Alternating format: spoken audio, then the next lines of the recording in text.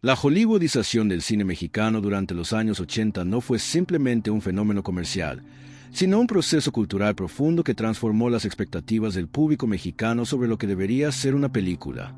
Las audiencias que habían crecido viendo películas de luchadores, comedias rancheras y melodramas familiares de repente fueron bombardeadas con películas de acción y ciencia ficción que Hollywood producía en cantidades industriales. Estas películas llegaban a México con campañas publicitarias masivas, se proyectaban en las mejores salas con el mejor equipo de sonido y ofrecían una experiencia de entretenimiento pulido y profesional que las modestas producciones mexicanas simplemente no podían igualar en términos de recursos técnicos. El resultado fue devastador para el cine mexicano de autor. Las películas que se atrevían a ser experimentales, que exploraban temas complejos de identidad mexicana, que cuestionaban las estructuras sociales y políticas, o que simplemente rechazaban las fórmulas comerciales establecidas, encontraron cada vez menos espacios de exhibición y menos público dispuesto a darles una oportunidad. Número 10. Frida, Naturaleza Viva, dirigida por Paul Leduc, 1983. La primera obra maestra enterrada que debemos rescatar del olvido es esta película biográfica sobre la pintora Frida Kahlo, que es radicalmente diferente de cualquier otra película biográfica que se haya hecho antes o después sobre este icono cultural mexicano. Leduc rechazó completamente la estructura narrativa convencional del biopic hollywoodense, que típicamente presenta la vida del sujeto en orden cronológico, desde la infancia hasta la muerte, con momentos dramáticos cuidadosamente espaciados y una narrativa clara de causa y efecto. En cambio, Frida, Naturaleza Viva es una película profundamente experimental que utiliza una estructura fragmentada y no lineal para recrear la experiencia subjetiva de Frida Kahlo mientras yace en su cama durante los últimos días de su vida, drogada con morfina, recordando momentos de su pasado sin orden cronológico. La película está llena de largos planos secuencias sin diálogo, de momentos de puro expresionismo visual, donde la realidad objetiva se mezcla con los recuerdos, las alucinaciones y las imágenes de las pinturas de Frida. Ofelia Medina interpreta a Frida con una intensidad contenida y misteriosa, comunicando más con su presencia física y sus expresiones faciales que con palabras. La cinematografía de Ángel Gad es absolutamente deslumbrante, utilizando luz natural y composiciones pictóricas que evocan el estilo visual de las propias pinturas de Frida, sin caer nunca en la imitación literal. Frida, Naturaleza Viva fue un fracaso comercial en México porque el público esperaba una película biográfica convencional que les contara la historia de Frida Kahlo de manera clara y emotiva, con énfasis en su romance tormentoso con Diego Rivera, su sufrimiento físico después del accidente de tranvía y su desarrollo como artista.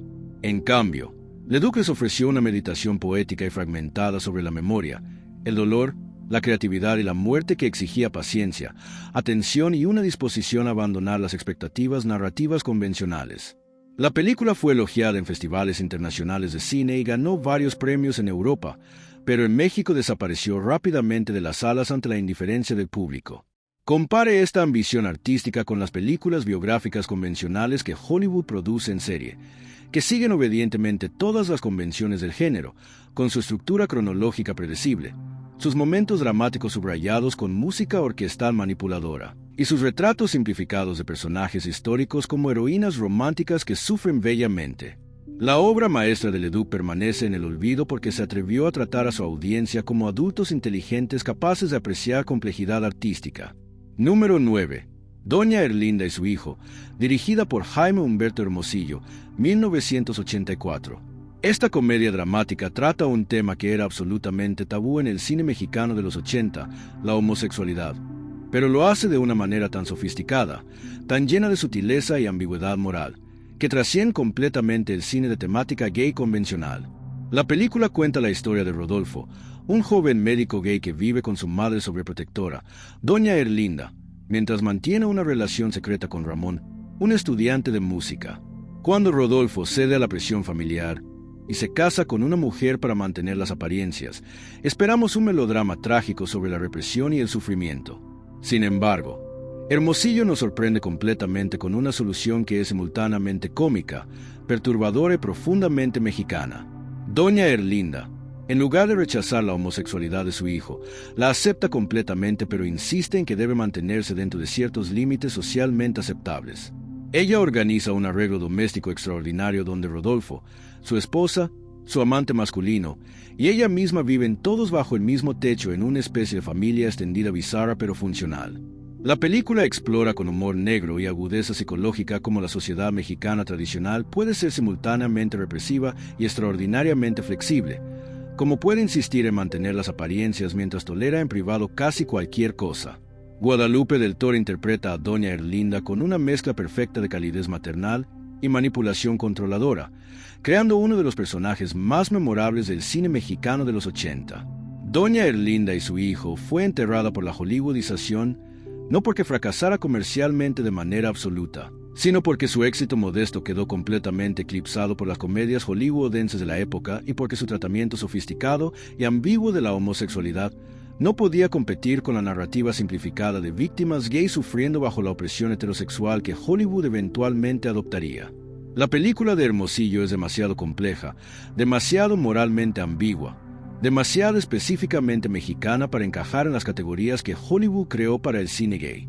No hay villanos claros, no hay victimización sentimentalista, no hay mensaje edificante sobre la aceptación y el amor.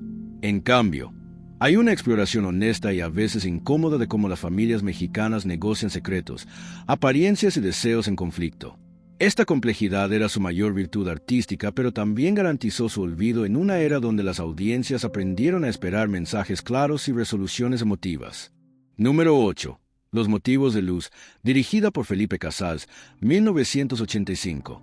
Felipe Casals, el maestro del cine social mexicano, regresa en nuestra lista con esta película devastadora basada en el caso real de Elvira Luz Cruz, una empleada doméstica indígena que fue torturada por la policía judicial para obligarla a confesar el asesinato de los niños que cuidaba. La película es una denuncia implacable del racismo, el clasismo y la corrupción sistemática del sistema de justicia mexicano, pero también es una exploración profundamente humanista del sufrimiento de una mujer atrapada entre múltiples sistemas de opresión. Patricia Reyes Espíndola interpreta a Luz con una dignidad y una humanidad que trasciende el sufrimiento casi insoportable que el personaje experimenta, creando una de las actuaciones más poderosas en la historia del cine mexicano. Casals filma la tortura de Luz con un realismo brutal pero nunca gratuito, obligándonos a ser testigos de la violencia que el Estado mexicano ejerce sobre sus ciudadanos más vulnerables. La película muestra cómo los policías judiciales torturan a Luz con descargas eléctricas, con golpes, con violación, hasta que finalmente firma una confesión que ni siquiera puede leer porque es analfabeta. Pero la película no es solo sobre la tortura física, sino sobre cómo cada institución que supuestamente debería proteger a Luz, la policía, el sistema judicial, incluso los medios de comunicación, conspiran para destruirla porque es pobre, porque es indígena, porque es mujer, porque es empleada doméstica. La película expone cómo el racismo y el clasismo están tan profundamente arraigados en las instituciones mexicanas que la injusticia no es una aberración, sino el funcionamiento normal del sistema. Los motivos de Luz fue enterrada por la hollywoodización porque su contenido era demasiado deprimente, demasiado políticamente incómodo, demasiado específicamente mexicano para atraer a audiencias que cada vez más buscaban escapismo en el cine. La película se estrenó en medio de la crisis económica de los 80, cuando el público mexicano estaba experimentando su propio sufrimiento económico y tenía poca disposición para confrontar el sufrimiento aún mayor de los más marginados de la sociedad. Además, la película era una crítica directa del sistema judicial y policía mexicano en un momento en que el gobierno todavía ejercía considerable control sobre la industria cinematográfica y no tenía ningún interés en promover películas que exponían sus fallas tan brutalmente. Compare esta valentía con el cine mexicano contemporáneo que trata temas de injusticia social, que típicamente ubica la corrupción en individuos malos y no en sistemas institucionales, que ofrece resoluciones esperanzadoras sobre reformas y justicia, y que cuidadosamente evita cualquier crítica que pueda ofender a las autoridades o al público general. Número 7. El Imperio de la Fortuna, dirigida por Arturo Ripstein, 1986. Basada en la novela El Gallo de Oro de Juan Rulfo, esta película es una de las obras más ambiciosas y visualmente impresionantes del cine mexicano de los 80. Ripstein cuenta la historia de Dionisio Pinzón, un arriero pobre que se convierte en un empresario rico gracias a su gallo de pelea invencible, pero que eventualmente pierde todo debido a su obsesión con una cantante de pueblo interpretada por la legendaria Blanca Guerra. La película es una parábola sobre la fortuna, el destino y la autodestrucción, pero también es un retrato épico del México rural que estaba desapareciendo rápidamente durante la modernización de los años 80. La cinematografía de Bruno Barreto transforma los paisajes áridos del México rural en tableaux barrocos de belleza y violencia, utilizando una paleta de colores saturados que recuerda a los pintores muralistas mexicanos. Cada plano está meticulosamente compuesto como una pintura, con una atención obsesiva a los detalles de vestuario, arquitectura y luz natural que crea una experiencia visual deslumbrante. Ernesto Gómez Cruz interpreta a Dionisio con una intensidad física y una vulnerabilidad emocional que hacen que este personaje obsesivo y autodestructivo sea simultáneamente repulsivo y conmovedor. La actuación de Blanca Guerra como la cantante que manipula a Dionisio con fría calculación es igualmente memorable, creando un personaje femenino que rechaza completamente los estereotipos de la mujer mexicana como víctima pasiva o madre abnegada. El imperio de la fortuna fue enterrada por la Hollywoodización a pesar de ganar múltiples premios internacionales, incluyendo el premio Mejor Película en el Festival de Cine de Berlín. Porque su ritmo deliberado, su estética barroca y su narrativa trágica sin concesiones no podían competir con el ritmo frenético y la gratificación instantánea que las películas de Hollywood ofrecían. La película dura más de 2 horas y media y se toma su tiempo para desarrollar los personajes y la atmósfera, exigiendo paciencia y atención del espectador. En contraste, las películas de Hollywood de mediados de los 80 estaban perfeccionando el arte del entretenimiento de ritmo rápido con cortes cada pocos segundos, música constante en la banda sonora y una estructura narrativa que garantizaba que algo emocionante sucediera cada 10 minutos. El público mexicano, cada vez más acostumbrado a este tipo de entretenimiento, simplemente no tenía paciencia para la grandeza deliberada de Ripstein. Ahora es el momento perfecto para recordarte que si estás disfrutando este contenido, te suscribas a nuestro canal. Estamos comprometidos en traerte análisis profundos sobre el cine mexicano que no encontrarás en ningún otro lugar. Suscríbete ahora y forma parte de nuestra comunidad de amantes del séptimo arte mexicano. Dale clic a ese botón rojo de suscripción y activa las notificaciones para no perderte ninguno de nuestros videos. Número 6. La Víspera, dirigida por Alejandro Pelayo, 1982. Esta película extraordinaria y casi completamente olvidada trata sobre un tema que era absolutamente tabú en el México de principios de los 80, el deseo de una mujer casada por otro hombre y su lucha entre sus obligaciones familiares y su búsqueda de satisfacción emocional y sexual. María Rojo interpreta a Chonita, una mujer de clase media-baja casada con un hombre decente pero emocionalmente ausente, que trabaja como costurera y que comienza a cuestionar todas las decisiones que ha tomado en su vida cuando se reencuentra con un antiguo amor. La película es notable por su retrato honesto y sin juicios de la sexualidad femenina y del deseo femenino en una sociedad que insistía en que las mujeres casadas mexicanas debían ser madres abnegadas sin necesidades o deseos propios. Pelayo filma la vida cotidiana de Chonita con un realismo casi documental, mostrándonos las rutinas de su trabajo, sus interacciones con sus vecinos y familia, sus momentos de soledad y reflexión. No hay música dramática subrayando cada emoción. No hay diálogos explicativos donde los personajes articulan claramente sus sentimientos y motivaciones. En cambio, confiamos en la extraordinaria actuación de María Rojo y en la observación cuidadosa de Pelayo de los pequeños momentos que revelan los estados interiores del personaje. Cuando Chonita finalmente toma la decisión de encontrarse con su antiguo amor, la película no la juzga ni la castiga con un final moralista, pero tampoco romantiza su decisión como un acto de liberación heroica. En cambio, presenta su elección como algo profundamente humano, complicado y moralmente ambiguo. La Víspera fue enterrada por la Hollywoodización porque su tratamiento maduro y complejo de la sexualidad femenina no encajaba en ninguna de las categorías que el público mexicano había aprendido a esperar. No era una comedia ligera sobre enredos románticos, no era un melodrama donde la protagonista sufre noblemente. No era un thriller erótico lleno de escenas de sexo explícito. Era simplemente un retrato honesto de una mujer real enfrentando decisiones difíciles, y aparentemente eso era demasiado radical para el público de principios de los 80. La película se estrenó con distribución mínima, recibió pocas reseñas, y desapareció rápidamente sin dejar rastro. Hoy en día, es casi imposible encontrar una copia de esta película, que existe principalmente en los archivos de la Cineteca Nacional. Esta es precisamente el tipo de pérdida cultural que la Hollywoodización causó, no solo el fracaso comercial de películas individuales, sino el olvido completo de obras que ofrecían perspectivas únicas sobre la experiencia mexicana. Número 5. El Tres de Copas, dirigida por Felipe Casals, 1986. Casals aparece por segunda vez en nuestra lista con esta adaptación de cuentos de Gabriel García Márquez ambientada en un pueblo costero del Caribe mexicano. La película sigue la estructura episódica de 3 historias interconectadas sobre el amor, la pasión y la muerte en un ambiente tropical sofocante donde la realidad y la fantasía se mezclan constantemente.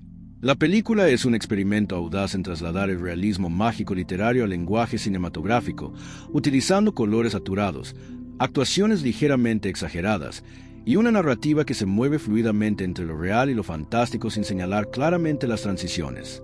La primera historia trata sobre una mujer que se enamora del hombre que asesinó a su esposo, la segunda sobre un hombre que contrata a una prostituta para que finja ser su esposa durante una visita a su pueblo natal, y la tercera sobre un grupo de hombres que compran conjuntamente los servicios de una prostituta excepcional por una noche.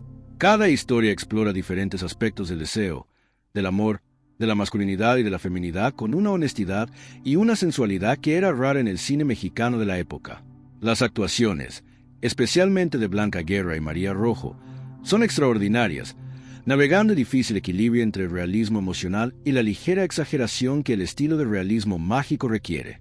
El Tres de Copas fue enterrada por la hollywoodización porque su estructura episódica y su mezcla de realismo y fantasía confundió a las audiencias mexicanas que habían sido entrenadas por Hollywood a esperar narrativas lineales con protagonistas claros y arcos dramáticos predecibles. La película no tiene un personaje central que el público pueda seguir de principio a fin, no tiene una trama principal que se resuelva satisfactoriamente al final, y no ofrece mensajes claros sobre moralidad o justicia. En cambio, presenta 3 meditaciones sobre la complejidad del deseo humano que terminan sin resolución clara, dejando al espectador con preguntas en lugar de respuestas. Este tipo de ambigüedad narrativa era exactamente lo que Hollywood había entrenado al público a rechazar, y por lo tanto la película fracasó comercialmente a pesar de su belleza visual y su profundidad emocional. Número 4. Cautiva, dirigida por Felipe Casals, 1986. Casals aparece por tercera vez en nuestra lista con esta película extraordinaria y profundamente perturbadora sobre una niña de clase alta que es secuestrada y mantenida cautiva durante meses.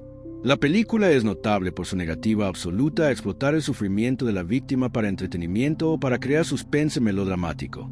En cambio, Casals explora con una honestidad brutal cómo el trauma del secuestro transforma psicológicamente tanto a la víctima como a los secuestradores, cómo las relaciones de poder se establecen y se negocian, y cómo la línea entre víctima y victimario puede volverse sorprendentemente borrosa en situaciones de cautiverio prolongado.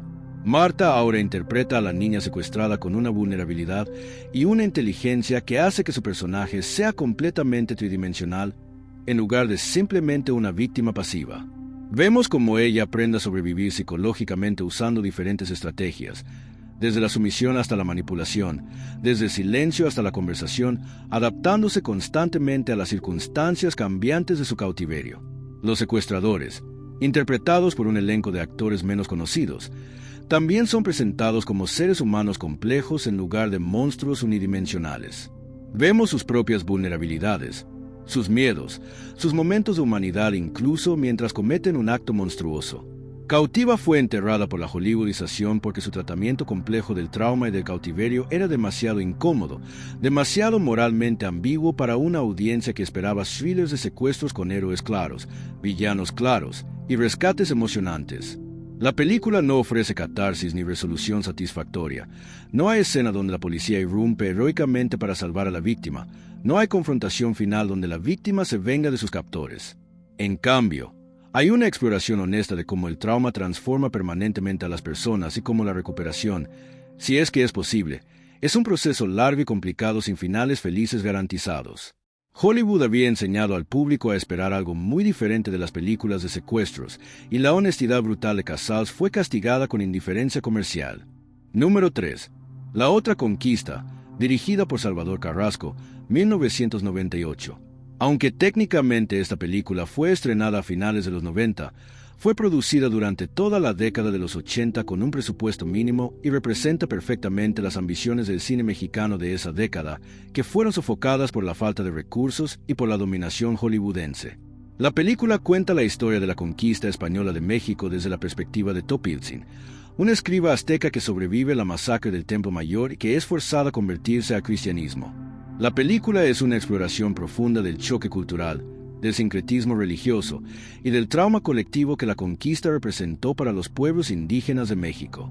Carrasco filmó la película a lo largo de varios años con recursos mínimos, utilizando locaciones históricas reales y trabajando con un elenco que incluía tanto actores profesionales como no profesionales.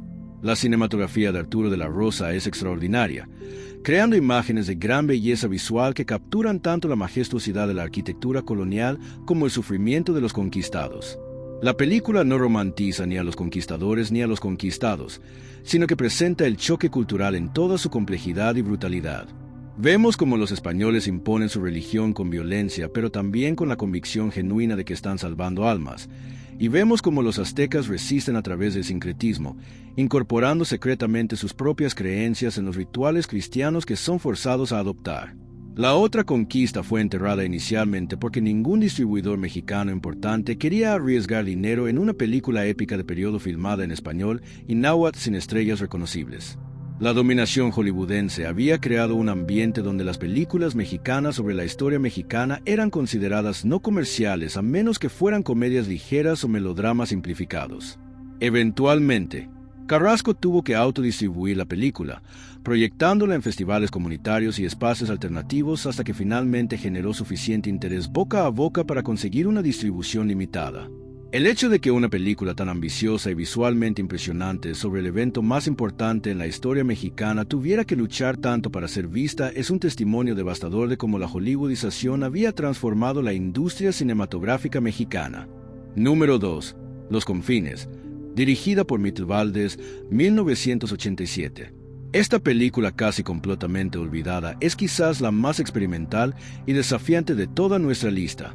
Los confines es una meditación visual sobre el aislamiento, la locura y la desintegración del yo ambientada en una estación de tren abandonada en medio del desierto, donde un hombre solitario espera indefinidamente por un tren que quizás nunca llegue. La película tiene muy poco diálogo, prácticamente no tiene trama en el sentido convencional, y en cambio utiliza imágenes surrealistas, sonido ambiente y largos planos contemplativos para crear una experiencia cinematográfica que es más cercana a la poesía visual que a la narrativa tradicional. Mitl Valdés, un cineasta completamente autodidacta que financió la película con sus propios recursos, creó algo que era completamente único en el cine mexicano de los 80. La película parece influenciada simultáneamente por el cine experimental europeo, por el surrealismo de Buñuel y por las tradiciones visuales del arte mexicano contemporáneo. El protagonista, interpretado por el propio Valdés, vaga por el paisaje desértico realizando acciones rituales misteriosas, interactuando con objetos encontrados y gradualmente perdiendo su conexión con cualquier tipo de realidad consensual. La cinematografía utiliza la luz natural del desierto para crear composiciones de belleza abstracta, y el diseño de sonido mezcla ruidos ambientales con fragmentos de música y voces que podrían ser recuerdos, alucinaciones o transmisiones de radio distantes. Los confines fue enterrada por la hollywoodización de la manera más absoluta posible.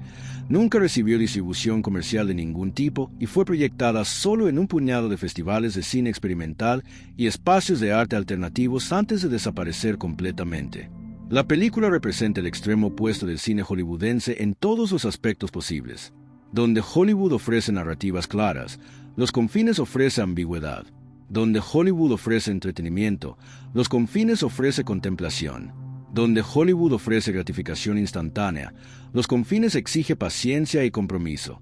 En una década donde el público mexicano estaba siendo entrenado intensivamente por Hollywood a esperar ciertos tipos de experiencias cinematográficas, una película como Los confines era completamente incomprensible para la audiencia general, y por lo tanto fue relegada a los márgenes más extremos de la cultura cinematográfica. Número 1. El Callejón de los Milagros, dirigida por Jorge Fons, 1995. Llegamos finalmente al número 1 de nuestra lista. Aunque como con la otra conquista, esta película fue estrenada a mediados de los 90, representa la culminación de las tendencias artísticas del cine mexicano de los 80. Basada en la novela del escritor egipcio Naguib Mahfouz, la película traslada la acción desde el Cairo a un barrio popular de la Ciudad de México y cuenta múltiples historias entrecruzadas de los habitantes de un callejón, explorando temas de amor, traición, ambición y desilusión. La película es una obra maestra de narrativa coral, tejiendo las vidas de docenas de personajes en un tapiz rico y complejo que captura la complejidad de la vida urbana mexicana. El elenco es extraordinario, incluyendo a Salma Hayek, Ernesto Gómez Cruz, María Rojo, Bruno Bichir, Margarita Sanz y muchos otros en lo que puede ser la mejor actuación conjunto en la historia del cine mexicano. Cada personaje está completamente desarrollado. Cada historia es tratada con igual importancia, y Fons orquesta las múltiples líneas narrativas con una maestría que hace que todo parezca fluir naturalmente sin confusión ni artificialidad. La cinematografía de Carlos Markovich captura tanto la belleza como la decadencia del barrio, mostrando cómo incluso en medio de la pobreza y la lucha hay momentos de alegría, de conexión humana, de dignidad. El Callejón de los Milagros fue nominada al Oscar como Mejor Película Extranjera y ganó múltiples premios internacionales, pero en México su éxito fue limitado por la dominación hollywoodense de las salas de cine. A pesar de ser claramente superior a la mayoría de las películas extranjeras proyectadas en México ese año, recibió una distribución limitada y desapareció rápidamente de los cines ante la competencia de blockbusters hollywoodenses. La película demostró que el cine mexicano podía crear obras de calidad mundial, pero también demostró que la calidad artística ya no era suficiente para competir en un mercado cinematográfico completamente dominado por Hollywood. Si te está gustando este recorrido por las obras maestras olvidadas del cine mexicano de los 80, no olvides darle like a este video y compartirlo con tus amigos que también son amantes del cine de autor. Y por supuesto, suscríbete a nuestro canal para más contenido como este. Tu suscripción nos ayuda a seguir creando videos de calidad sobre el séptimo arte mexicano y latinoamericano. Dale clic ahora a ese botón de suscripción.